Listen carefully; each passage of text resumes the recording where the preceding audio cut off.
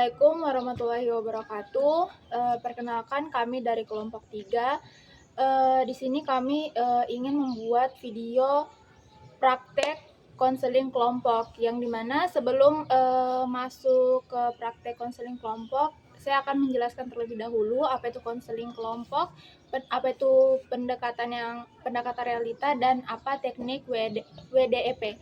Jadi konseling kelompok merupakan layanan konseling yang diberikan kepada beberapa klien sekaligus, biasanya itu yang terdiri dari 6-12 orang dalam satu sesi.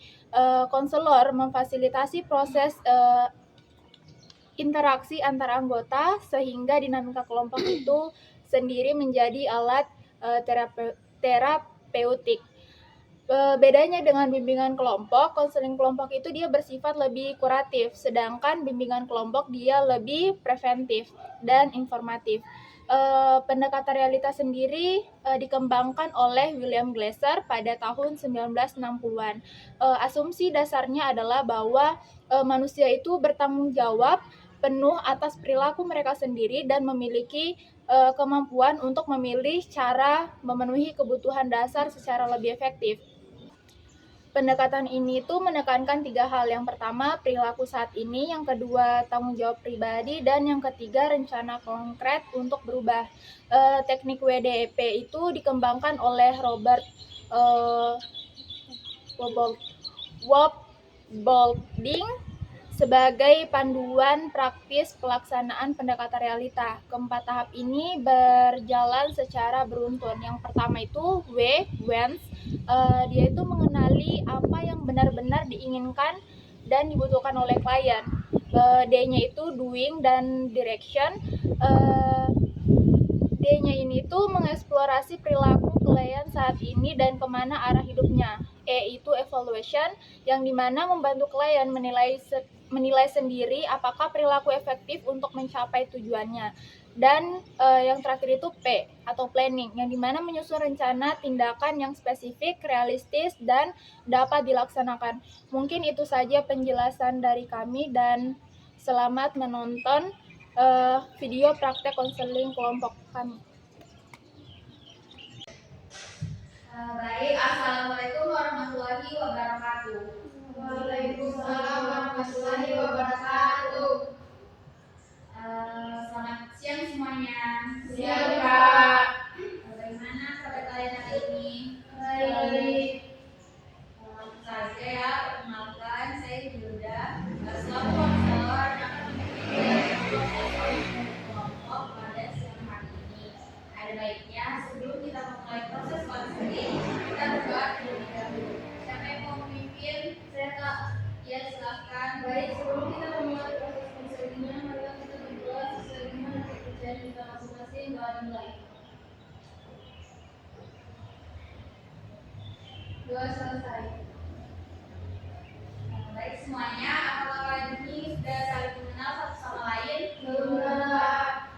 Kalau begitu, bisa kalian memperkenalkan diri dulu masing-masing. Dimulai dari siapa? Ya, Kak. Ya, silakan. Nama saya Aisyah. Perkenalkan nama saya Sukma. Perkenalkan nama saya Seti. Perkenalkan nama saya Ambar. Perkenalkan nama saya Rina.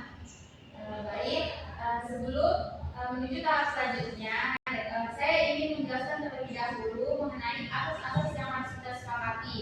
Yang pertama itu ada asas kerahasiaan, di mana semua cerita tentang masalah yang kalian alami di sini tidak boleh kalian bawa kemana-mana lagi, cukup di kelas ini saja. Yang kedua ada asas keterbukaan, di mana kalian bercerita itu tidak ada yang kalian tutup-tutupi. Semuanya itu berdasarkan cerita kalian yang sebenar-benarnya. Yang ketiga itu ada asas kesukaraan, di mana kalian datang ke proses konseling hari ini itu atas kemauan kalian sendiri. Bagaimana, apakah kalian sepakat? Sepakat. Baik, sebelum menuju ke tahap inti, saya ingin bertanya dulu keadaan kalian. Bagaimana keadaan kalian? Saya agak terbuka di malam dan lagi. Oke, baik. Kalau begitu, kalian dan mengantuk atau ada kalian yang duduk, saya akan melakukan dulu ice breaking ya, dimana cara melakukannya atau cara permainannya. Kalau saya bilang merah, itu pundak teman kalian. Kalau saya bilang kuning, kalian tepuk tangan 1 kali. Kalau saya bilang hijau, kalian hentak kaki. Kalau saya bilang biru, kalian pukul meja. Apakah sudah dimengerti? Iya. Baik, kita mulai ya. Merah, kuning, hijau, merah, biru. Oke, baik. Kalian sekarang sudah fokus, sudah tidak mengantuk lagi kan? Iya. Baik, sekarang saya ingin bertanya.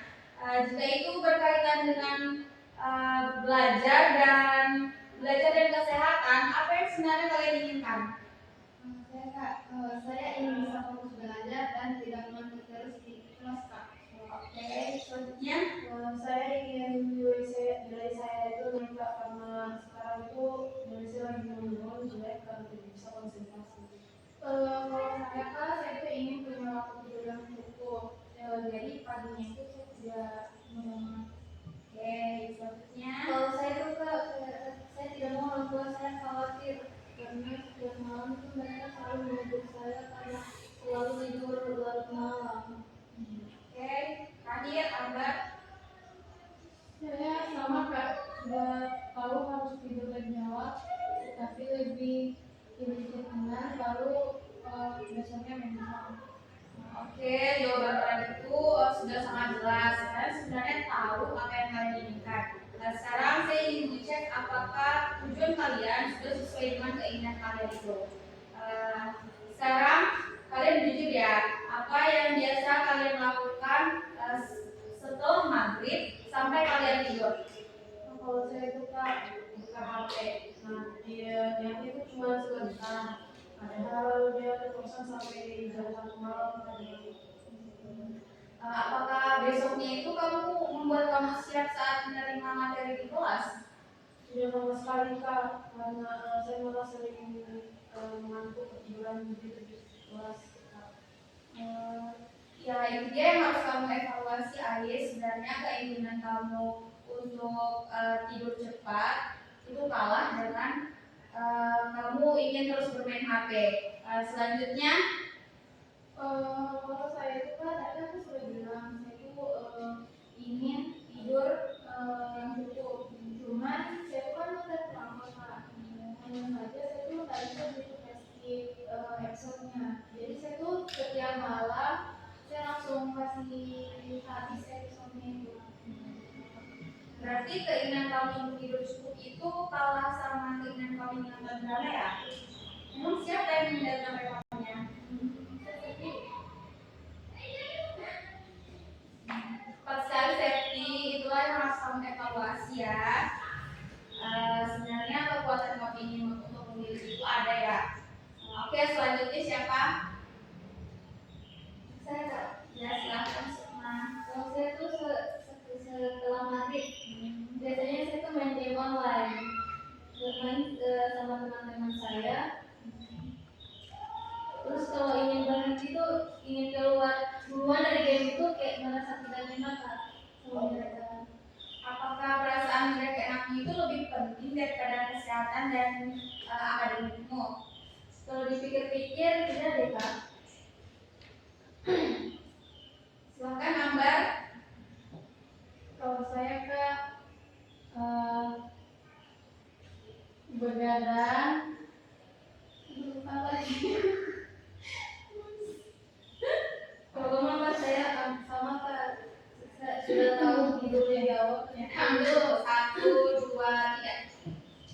Kalau saya Kak sama, sudah tahu harus tidur lebih awal, tapi saya melanjutkan untuk main HP sehingga saya begadang lagi dan keesokan harinya saya bisa. Kalau kamu Rina? Kalau saya itu saya bisa baca novel berjam-jam, tapi mana bisa baca buku pelajaran satu orang tulis berbeda. Saya selalu bilang setelah episode ini, tapi tidak ada habisnya. Oke, bagus, terima kasih ya atas yang kalian semua ceritakan itu. Kalian semua sebenarnya sudah berhasil untuk mengevaluasi diri kalian. Ini adalah suatu langkah besar antara begadang, menyesal, dan begadang lagi. Sebenarnya itu yang harus kalian urus dengan satu pilihan yang berbeda. Sekarang saya ingin kalian buat satu rencana konkret yang bisa kalian terapkan mulai malam nanti. Dari saya dulu Kak, mungkin saya akan taruh HP saya di luar kamar dan akan mengaktifkan notifikasi begitu supaya tidak terdistract lagi. Baik, artinya silakan satu lagi. Selanjutnya itu saya Kak, saya akan bilang ke diri saya itu untuk nonton satu episode film malamnya dan maksimal itu jam 9 sudah selesai. Oke, selanjutnya. Saya Kak, kalau saya mungkin akan bilang ke teman-teman saya di grup bahwa saya akan offline pukul 9 dan saya tidak akan perlu sampai pagi. Seterusnya saya akan jadi mereka tidak perlu bertanya lagi kenapa saya offline gitu. Oke, selanjutnya. Saya Kak, saya akan pasang alarm untuk pengingat waktu tidur di jam 9.30. Itu sebagai pengingat untuk meletakkan HP. Kiriman dengan Tina. Kalau saya akan membaca novel siang hari, malam hari, sebulan tidur. Luar biasa ya kalian semua ini. Kalian sudah membuat sebuah rencana konkret yang sederhana yang bisa kalian terapkan mulai malam ini. Ingat ya, ini bukan tentang kesempurnaan, tapi bagaimana kalian berubah setiap harinya. Mulai dari hari ini, hari depan-depannya lagi ya. Baik, sebelum kita tutup proses konseling ini, saya ingin bertanya dulu, apakah ada yang bisa menjelaskan tentang yang menggambarkan perasaan kalian saat ini? Kalau saya kan sudah merasa sama saya. Kalau saya itu Kak, saya ingin memotivasi lagi untuk nonton drama satu. Oh iya. Kalau saya kan merasa lega, jadi saya tidak perlu menjelaskan kepada teman-teman saya alasan kenapa saya offline di sana. Kalau saya Kak, lebih semangat lagi untuk menjalankan. Kalau saya Kak, saya akan berubah.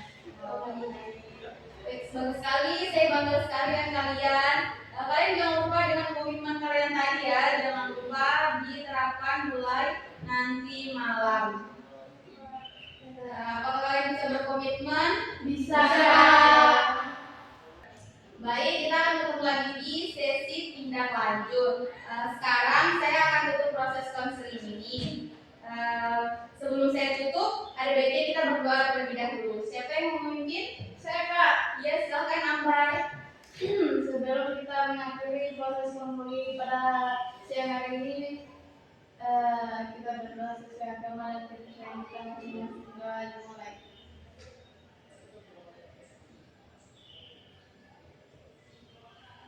Doa selesai. Baik, terima kasih ya atas kejujuran kalian tadi. Sebelum mengakhiri, saya ucapkan Assalamualaikum warahmatullahi wabarakatuh. Waalaikumsalam warahmatullahi wabarakatuh. I just had to let you know you're